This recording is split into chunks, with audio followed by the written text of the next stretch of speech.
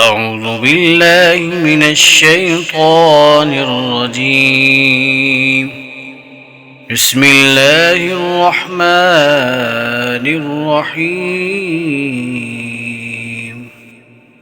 أرأيت الذي يكذب بالدين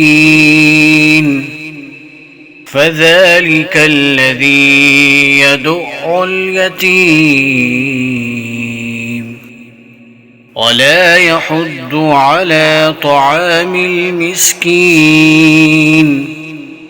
فويل للمصلين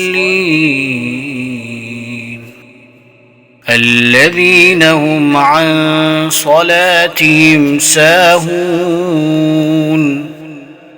الذين هم يراءون